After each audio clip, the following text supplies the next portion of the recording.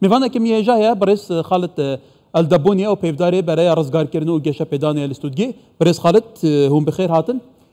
او فرمانها کو اداره دولت عراق دیگه او اقلیتها اداره دولت عراق دیگه پشتیوان همو مینتین گلن عراق دیتی به دهان سالن در باز بوی لی دی سام پرزگیری که هن روز بروج راش خراب تره بو و استدم چه گلو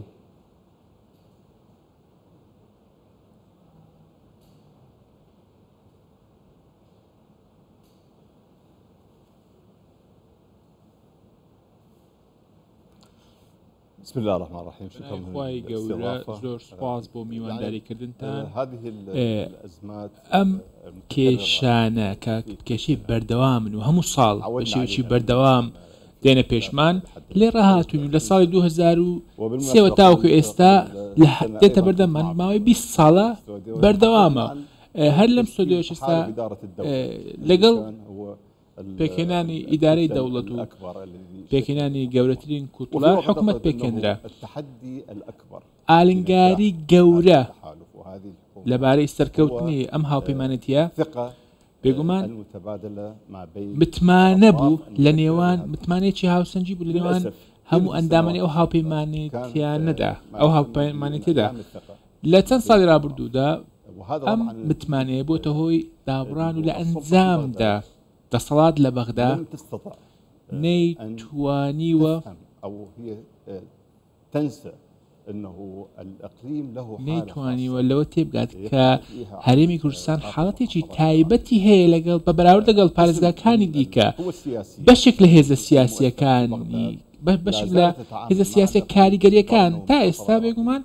وەکو پارێزگاکی عێراقی مامەڵە لەگەڵ هەرێمی کوردستانەکە کە ئەمەش شێکی واقعانە نییە دەسەڵات لە بەغدا بەداخەوە شعبیەتی خۆی لەسەر بنەمای مەذهبی و نەتەوەیی بنیادناوە بۆیە ئەمەش بۆتە هۆی کاریگەری لەبارەی بەردەوامبوون بۆ ئەوەی دەست لە دەسەڵات بەرنەدات بەڵێ بێگومان هەندێک سیاسی و پارت هەن کە لە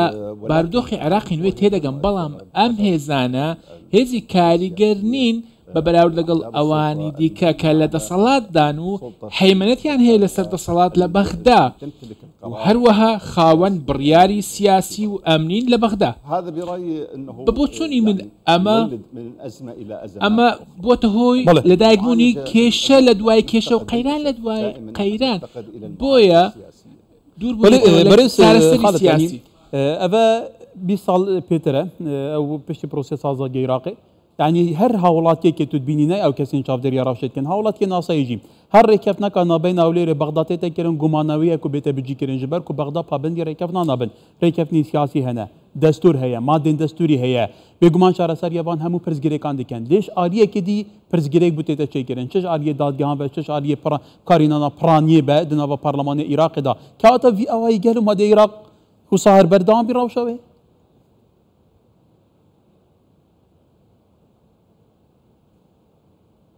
هي بالمناسبة هي هربان بونيوا لا تلتزم معكم ولا تلتزم معنا نحن أيضا نا لقل خويان التزاميان هي ونا لقل بارتا سني وعربي كان يجي التزاميان نية تندين داوكاريان هي لكاتي هر لكاتي بكناني حكومة كان بليني أو داوكاريان دم بلان بداخوا تعس لعرض واقع داشتيشي وهانيا وكو باست کرد دەسەڵات لە بەغدا بەداخەوە لەگەڵ هەرێم وەکو پارێزگاکی عێراقی مامەڵە دەکات کە ئیعتیمادی نییە لەسەر ئەو واقعی کە لە عێراقدا هەیە و کە هەرێمی کوردستان قەبارەیەکی سیاسی و ئابووری و ئەمنی هەیە ناکرێت سیاسە بەم شێوەیە بەردەوام بێ ئێمە پێویستمان هەموو لایەنەکان هەموو ئەوانەی کە بەشدارن لە ئەمەلەی سیاسی پێویستمان بە دانیشتنێک هەیە بۆ ئەوەی لە یەکتر تێبگەین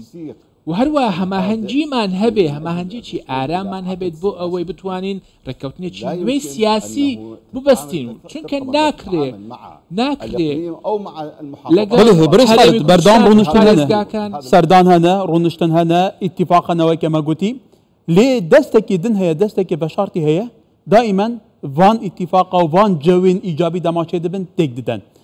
میوانه که محبوب پارلمانتار عراقی دبی جولاته که هرمی هت ولایی هنه پارلمانتارین ولایی دنوا پارلمانی دا او حاول ددن گوان پرزگیرکا چپکن و اساسی به پرزگیرکی جی بهند حکومت شیعه سودانی سرکتی نبه که همو پیکت دا بجدار نسرنجاته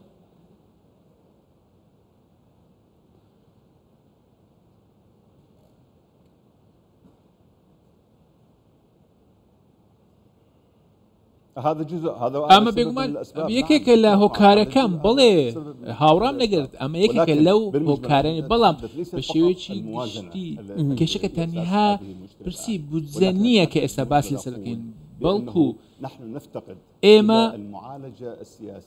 چارەسەری سیاسی استراتیژیمان لەدەست داوە بۆیە هەموو ساڵ چەندین قەیران جیاواز هەیە و ڕێکەوتن دەکرێت و لەگەڵێک دەری گفتوگۆ دەکرێت و هەموو ئەوانە کاتین و تاکتیکین و بۆ پێکهێنانی حکوومەتە یاخود بۆ دەستکەوتێکی سیاسیە بۆیە ناکرێت ئەم ڕێکەوتنانە بە شێوەیەکی ڕەها بۆ بەردەوامبوونی ئەمەلەی سیاسی پەیڕە و ناکرێت ئێمە پێویستمان بە چارەسەری بنەڕەتی هەیە و پێویستە گفتوگۆیەکی قوڵ هەبێت لە نێوان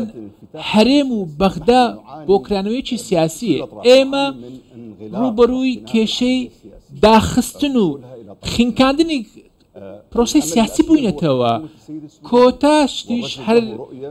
لەبارەی ئەم پرسەوە لە دەستی محەممەد شیع سوودانیە ئەو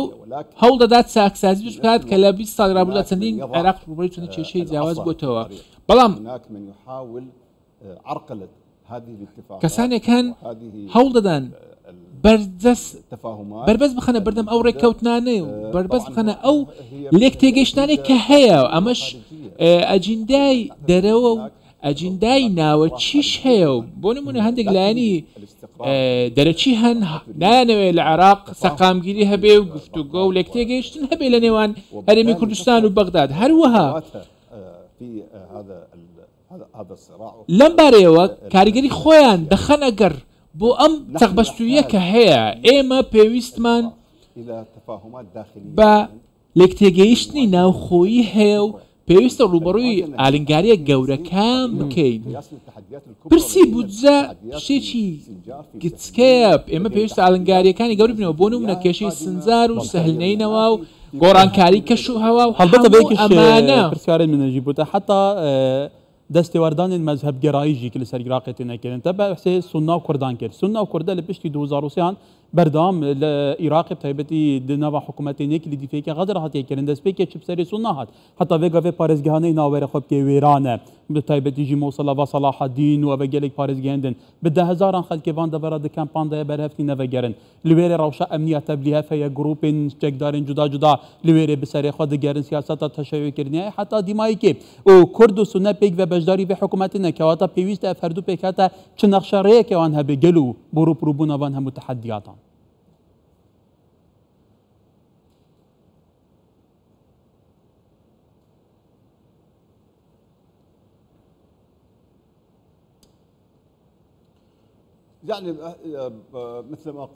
وەکو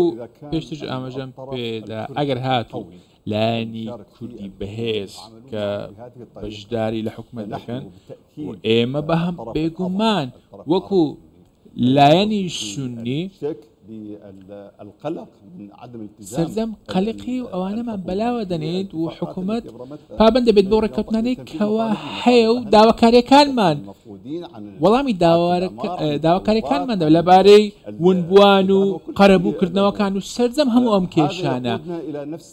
ئێمە ئەم پرسە دەمەڕاکێکی تر هەمان ئەو ئەنجامێکە کەمێک پێشێستا ئاماژەمان پێدا پرۆسەی سیاسی پێویستە بەرەو ئاراستەی گفتوگۆ و لێکتێگەیشتن و دیالۆجی کراوە بکرێت هەر ئەجندایەکی داخلی یاخود ناوخۆی بێت هەوڵ بدات ئەم پرۆسەیە ڕابگرێت پێویستە ئەمە بەلاوە بنرێت ئەم ڕێگایەکی پڕ نییە لە گوڵ و ڕێگایکی وەها ئاسان نییە و بۆیە هو عانى من كل هذه الآثار ومن كل هذه التبعات همو أو ولم تستطع بغداد أن هم أو بردخي كهيا بيقومان بغداديش ستايشي بجوتنوي كردكات كحل حفتا صالي رابردودا هبوا بويا دا صلاتي بغداد لسريتي بتسيتا هزيتي سياسي جياوازو وكو هريم معاملة لقل هريم كاتو وكو باريزقا جياوازا كانوا كروبروي هيرشي داعش بوبنوا لقل اواني بمشي ويش معاملة لقل كاتو دولة لسريتي لا يمكن أن حمولا كان لخو بقريتو ناكريت دصلات تنانت لدست بارتيشي يك بار دابيت ياخذ يك مكون دابيت بكات دابيت هم او قندليانا وهم او كشانكوا العراق هي بهوي اويا الدولة بمفرده هم او هكرانا بهوي او انك حول دري دصلات ليك دستكو بكريتو الدبوني بيفداري بريا رزقار كرنو جيشا بيدانا عراقي جالكس باس بريس خالص شكرا